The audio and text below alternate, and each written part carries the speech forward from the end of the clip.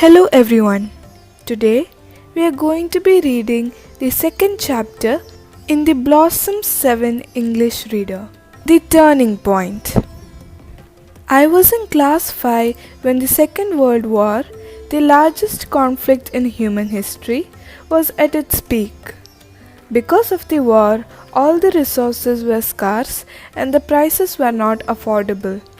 So, I had to take up my first job as a newspaper boy.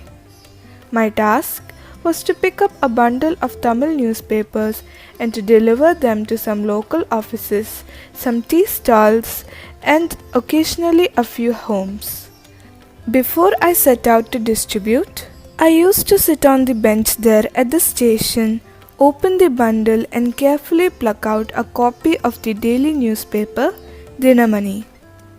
The first page always caught my attention as it was usually filled with the photos of fighter aircrafts and stories of the Second World War. The German Air Force, called Luftwaffe, was sending hundreds of planes and bombers to attack the city, and the British Royal Air Force had to deploy their full air force to defend their motherland. These stories would be about brave pilots from both the sides and how they maneuvered their aircraft and bombers. As a young boy, I used to love the stories of the pilots and their planes. I was curious about planes. I wanted to be a pilot myself. Back in my village, there were few people with whom I could discuss about aircrafts. I belonged to a poor family where nobody went to school. However, I had the advantage of being in the company of great teachers. My curiosity grew in science because of a very special teacher when I was a 10-year-old boy in class 5. This was indeed a life-changing event. My science teacher's name was Sri Sivasubramanya Iyer. One day, the topic of discussion in our class of 65 was how birds fly. He drew a sketch of a bird with a tail, wings, and feathers, a head on the board, and explained how a bird flew. He explained how a bird could lift itself, fly, and change direction by using its wings and the tail. He asked us whether we understood. We gave a gloomy reply, no. Mr. Iyer did not get upset. That evening, he took all of us to the seashore. The sunset, waves, cool breeze, and the chirping of birds all together made it a very pleasant atmosphere. He asked all of us to notice how the birds make a formation in a group and fly. He also told us to notice the shape of the formation made by the birds while flew. He drew our attention towards how they flap their wings to fly higher and how they use the tail to propel directions. Mr. Iyer also made us notice how the bird is powered to fly by itself. In 15 minutes, all the students cheerfully shouted, "Yes, sir!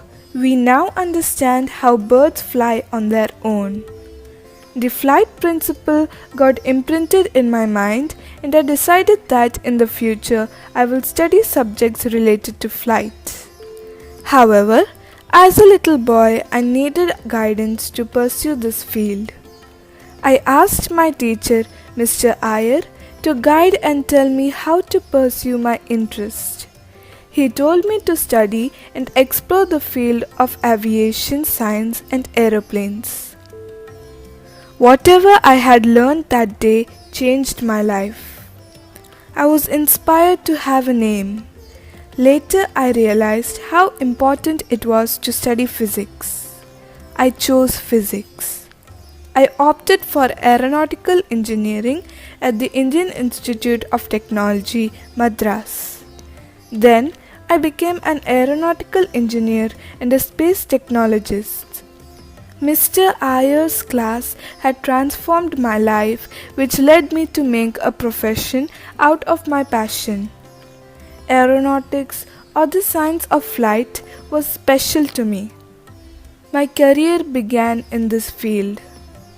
Note: after graduating from IIT Madras, Dr. Abdul Kalam had joined DRDO and had resigned helicopters for the Indian Army.